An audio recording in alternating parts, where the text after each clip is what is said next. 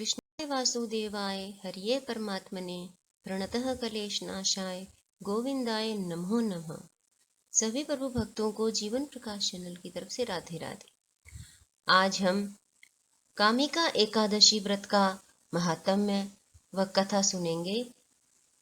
कामिका एकादशी श्रावण मास के कृष्ण पक्ष की एकादशी को मनाई जाती है। इसे पवित्रा के नाम से भी जाना जाता है। प्रातः स्नान आदि करके भगवान विष्णु की प्रतिमा को पंचामृत में स्नान करा के भोग लगाना चाहिए।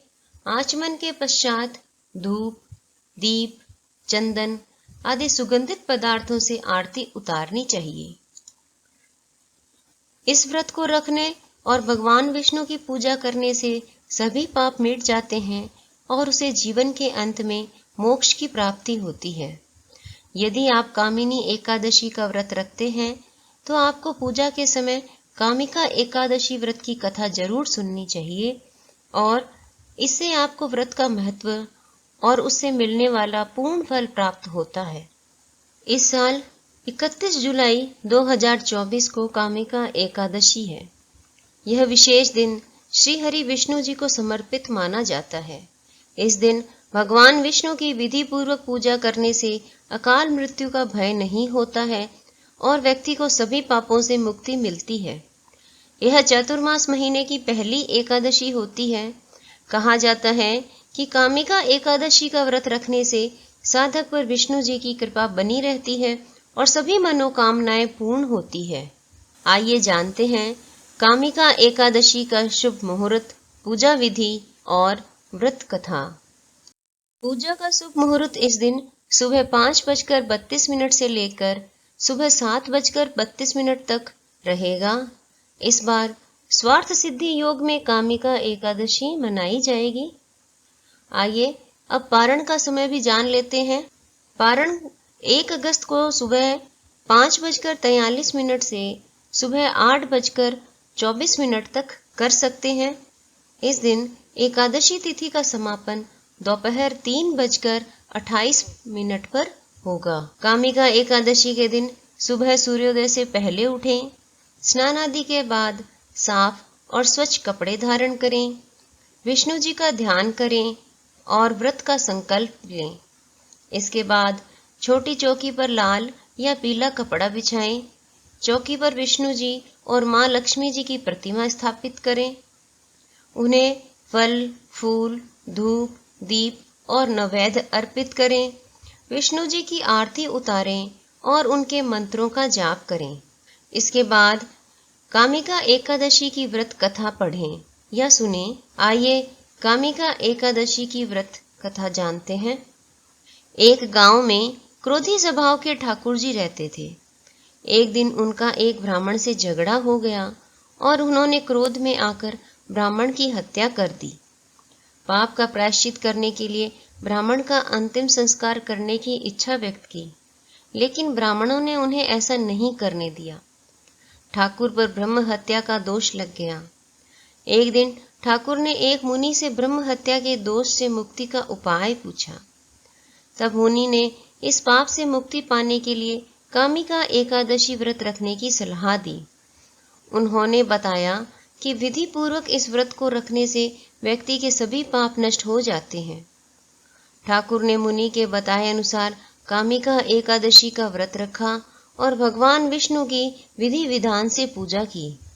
भगवान श्री हरि ने स्वप्न में ठाकुर को दर्शन दिए और उसे ब्रह्म हत्या के दोष से मुक्ति प्रदान की। मान्यता है कि जो व्यक्ति कामिका एकादशी व्रत कथा सुनता है, भगवान उसे सभी पापों से मुक्ति दिलाते हैं। श्रावण मास कृष्ण पक्ष की कामिका एकादशी का महात्म्य। युधिष्ठिर ने पूछा, गोविंद, वासुदेव, आपको नमस्कार है। श्रावण के कृष्ण पक्ष में कौन सी एकादशी होती है, उसका वर्णन कीजिए। भगवान श्री कृष्ण बोले, राजन सुनो, मैं तुम्हें एक पाप नाशक उपाख्यान सुनाता हूँ, जिसे पूर्व काल में ब्रह्मा जी ने नारद जी के पूछने पर कहा था। नारद जी ने प्रश्न किया, भगवान कमलासन, मैं आपसे यह सुनना चाहता हूँ कि श्रावण के कृष्ण पक्ष में जो एकादशी होती है, उसका क्या नाम है। उसके कौन से देवता हैं तथा उससे कौन सा पुण्य होता है? प्रभु, यह सब बताइए। ब्रह्मा जी ने कहा, नारद सुनो, मैं संपूर्ण लोकों के हित की इच्छा से तुम्हारे प्रश्न का उत्तर दे रहा हूँ। श्रावण मास में जो कृष्ण पक्ष की एकादशी होती है उसका नाम कामिका है। उसके स्मरण मात्र से वाजपेय यज्ञ का फल मिलता है। उस दिन श्रीधर, हरि, विष्णु, माधव और मधुसूदन आदि नामों से भगवान का पूजन करना चाहिए। भगवान श्री कृष्ण के पूजन से जो फल मिलता है वह गंगा, काशी, नैमिषारण्य तथा पुष्कर श्रेष्ठ में भी सुलभ नहीं है। सिंह राशि के बृहस्पति होने पर तथा व्यतिपात और दंड योग में गोदावरी स्नान से जिस फल की प्राप्ति होती है वही फल भगवान श्री कृष्ण के पूजन से भी मिलता है। जो समुद्र और वन सहित समूची पृथ्वी का दान करता है तथा जो कामिका एकादशी का व्रत करता है वे दोनों समान फल के भागी माने गए हैं। जो ब्याई हुई गाय को अनन्य सामग्रियों सहित दान करता है उस मनुष्य को जिस फल की प्राप्ति होती है वही कामिका का व्रत करने वाले को मिलता है। जो नर श्रेष्ठ श्रावण मास में भगवान श्रीधर का पूजन करता है उसके द्वारा गंधर्वों और नागों सहित संपूर्ण देवताओं की पूजा हो जाती है। अतः पाप भीरु मनुष्यों को यथाशक्ति पूरा प्रयत्न करके कामिका के दिन श्री हरि का पूजन करना चाहिए। जो पाप रूपी पंख से भरे हुए संसार समुद्र में डूबे रहे हैं उनका उद्धार करने के लिए कामिका का व्रत सबसे उत्तम है। आध्यात्म विद्या परायण पुरुषों को जिस फल की प्राप्ति होती है उससे बहुत अधिक फल कामिका व्रत का सेवन करने वालों को मिलता है। कामिका का व्रत करने वाला मनुष्य रात्रि में जागरण करके न तो कभी भयंकर यमराज का दर्शन करता है और न कभी दुर्गति में ही पड़ता है। लाल मणि, मोती, वैदुर्य और मूंगे आदि से पूजित होकर भी भगवान विष्णु वैसे संतुष्ट नहीं होते जैसे तुलसी दल से पूजित होने पर होते हैं। जिसने तुलसी की मंजरियों से श्री केशव का पूजन कर लिया है उसके जन्म भर का पाप निश्चय ही नष्ट हो जाता है।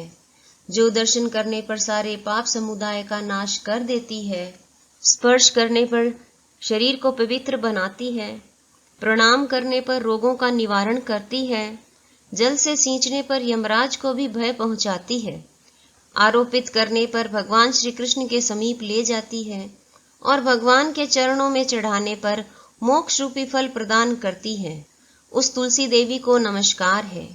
जो मनुष्य एकादशी को दिन रात दीपदान करता है उसके पुण्य की संख्या चित्रगुप्त भी नहीं जानते।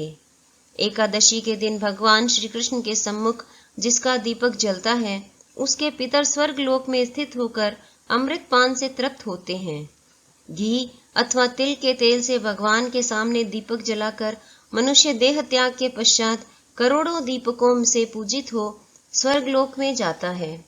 भगवान श्री कृष्ण कहते हैं, युधिष्ठिर, यह तुम्हारे सामने मैंने कामिका एकादशी की महिमा का वर्णन किया है। कामिका सब पातकों को हरने वाली है, अतः मानवों का इसका व्रत अवश्य करना चाहिए। यह स्वर्ग लोक तथा महान पुण्य फल प्रदान करने वाली है। जो मनुष्य श्रद्धा के साथ इसका महात्म्य श्रवण करता है वह सब पापों से मुक्त हो श्री विष्णु लोक में जाता है।